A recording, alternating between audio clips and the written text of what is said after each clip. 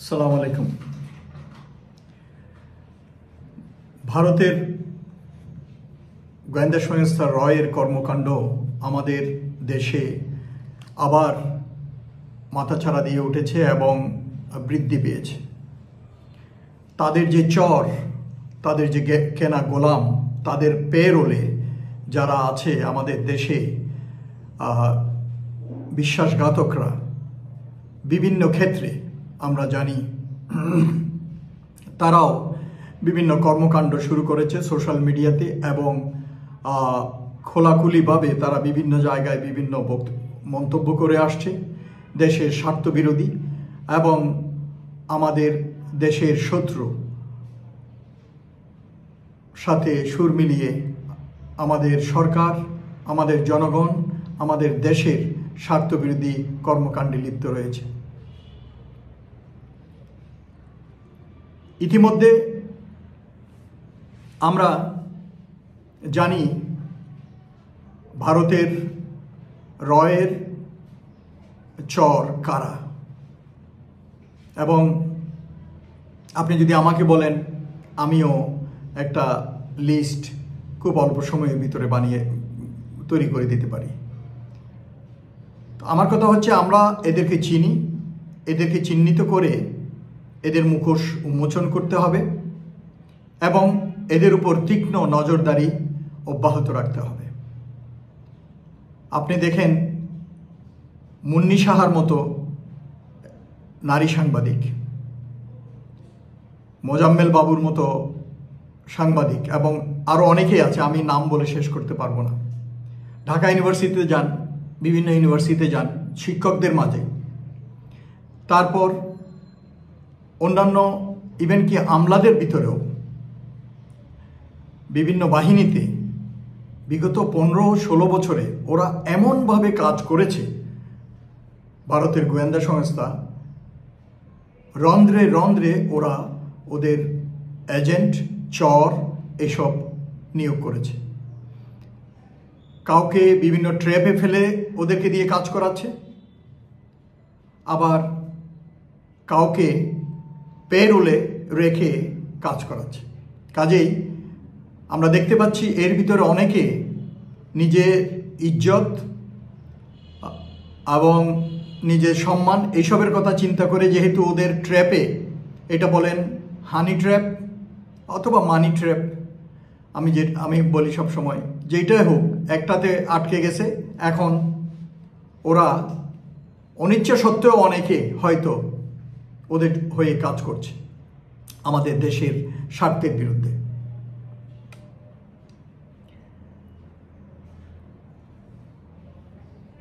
এবং অনেকে, এদের ভিতরে অনেকে আমরা জানি খোলাখুলিভাবে যে কারা ভারতের হয়ে কাজ করছে। আবার অনেকে আছে মুখ চোরা, তারা অনেক দিন থেকে অন্য ছদ্মবেশে তারা বিভিন্ন সংগঠনে, বিভিন্ন সংস্থায়, বিভিন্ন অফিস আদালতে ঘাপটি মেরে দিন যাপন করছে এবং ওদের হয়ে কাজ করছে।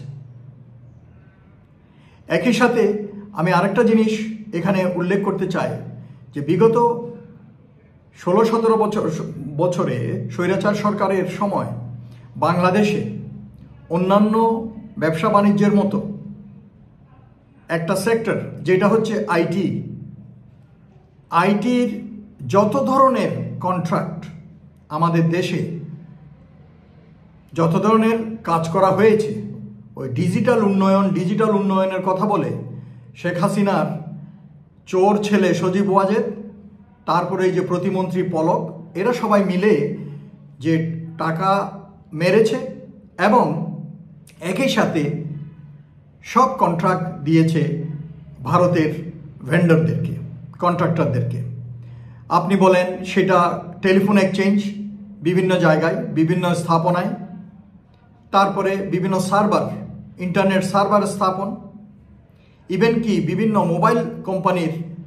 মোবাইল ফোন কোম্পানির যে সার্ভারগুলো আছে বা ওদের এক্সচেঞ্জ আছে, এগুলাতে, টেলিফোন এক্সচেঞ্জগুলা, এগুলাতে ভারতের কন্ট্রাক্টর দিয়ে করিয়েছে এবং ওখানে ওরা রেখে গেছে ওদের লোক অথবা ওদের হয়ে কাজ করার জন্য কিনে নেয়া আমাদের দেশের বিশ্বাসঘাতকদের কিছু লোক, এবং এর মাধ্যমে ওরা আমাদের দেশের বিভিন্ন ডাটা এবং তথ্য চুরি করে নিয়ে যাচ্ছে এবং চুরি করার রাস্তাটি খোলা রেখেছে। আমি বলি, এই যে দেখেন, আমরা জানার পরেও, যেমন এই যে হুমায়ুন আহমেদের স্ত্রী, দ্বিতীয় স্ত্রী শাওন, অভিনেত্রীও মনে হয়, আরেকজন হচ্ছে সাবা। আমরা জানতে পারলাম কিছুদিন আগে ক্যালকাটায় অনুষ্ঠিত একটি জুম মিটিংয়ে আমাদের দেশ থেকেও অনেকে জয়েন করেছে, যেটাতে আমাদের দেশের স্বার্থবিরোধী এবং স্বৈরাচারী দোসররা বিভিন্ন চক্রান্তে লিপ্ত ছিল, চক্রান্তের পরিকল্পনা করছিল। এবং এ বিষয়ে তথ্য দেওয়ার পরও শাওনকে গ্রেফতার করা হলো, গ্রেফতার করে হসপিটালে বিছানায় শোয়ায় রাখা হলো একদিন, তারপর শুনলাম ওকে ছেড়ে দেওয়া হলো। একইভাবে অভিনেত্রী সাবা, সেও রয়ের একজন রক্ষিতা আমরা জানতে পেরেছি, তাকেও ছেড়ে দেওয়া হলো। তো আমার কথা হচ্ছে, যদি ছাই দিয়ে মাছ ধরা না হয়, এভাবে পিছলে বের হয়ে যাবে। এবং এই যে বের হয়ে যাচ্ছে, তাদেরকে কে সহায়তা করছে? প্রশাসনে নিশ্চয় কেউ, অথবা বাইরের কোনো শক্তি। হোয়াট এভার ইট ইজ, আমাদেরকে এটা বের করতে হবে, কে আমাদের দেশের শত্রুদেরকে সহায়তা করছে, আইনের আওতায় আনতে দিচ্ছে না, তা বের করে তাদেরকেও শাস্তির আওতায় আনতে হবে। আমাদের দেশে চিহ্নিত এবং যারা এখনো চিহ্নিত হয়নি, তাদেরকে চিহ্নিত করতে হবে, ভারতের দালাল যারা, কারণ এরা আমাদের দেশের শত্রু। আমাদের দেশের নাগরিক হয়েও তারা বিশ্বাসঘাতক। তারা ভারতের গোয়েন্দা সংস্থার থেকে টাকা নিয়ে, অর্থ নিয়ে আমাদের দেশের স্বার্থকে জলাঞ্জলি দিচ্ছে। আমাদের দেশের 18 কোটি মানুষের স্বপ্নকে নিয়ে ওরা খেলছে। কাজেই এই জিনিসটা খেয়াল রাখতে হবে। আরেকটা এখানে জিনিস আমি উল্লেখ করতে চাই, কয়েকদিন আগে বইমেলাতে, 21শে বইমেলাতে নিষিদ্ধ সেই নষ্টা নারী, নির্বাসিত তসলিমা নাসরিনের আরেকটা অশ্লীল বইমেলায় শোভা পায়, প্রকাশ পায়। স্টোরটার নাম ছিল সব্যসাচী। আমার কথা হচ্ছে, যে লেখক বা লেখিকা আমাদের দেশে নিষিদ্ধ, সেই নিষিদ্ধ লেখিকার বই এখানে শোভা পায় কিভাবে, এবং এই বই এখানে প্রকাশ করার এবং মেলাতে, স্টোরে এটাকে রাখার সাহস পায় কারা? এরা কারা? এবং যখন তাকে বাধা দেওয়া হচ্ছিল, তখন সে বড় গলায় এসে বলছে সে এ কাজ করবে, সে বই রাখবে। যদিও পরবর্তীতে আইনশৃঙ্খলা রক্ষাকারী বাহিনীর আদেশে সে বইগুলো সরিয়ে ফেলে। কিন্তু আমার কথা হচ্ছে যে এরা কারা? আমাদের সমাজে এখনো আছে, এবং ইদানিং এই 5-6 মাস যাওয়ার পর মাথাচাড়া দিয়ে উঠছে। রয়ের এজেন্ট, গুপ্তচর এবং আমাদের দেশের শত্রু, বিশ্বাসঘাতকের দল, ভারতীয় দালাল, আওয়ামী লীগের দোসর, এদের স্থান এখানে হবে না। সোজা কথা, এদেরকে নির্মূল না করা পর্যন্ত আমাদের সমাজ পরিচ্ছন্ন হবে না, পরিশুদ্ধ হবে না। আমাদের এই বিষয়টির দিকে খেয়াল রাখতে হবে। অন্যান্য সরকার পরিচালনা, উপদেষ্টা নিয়োগ বা অন্যান্য কর্মকাণ্ড, নির্বাচন, এইসব নিয়ে আমরা বেশি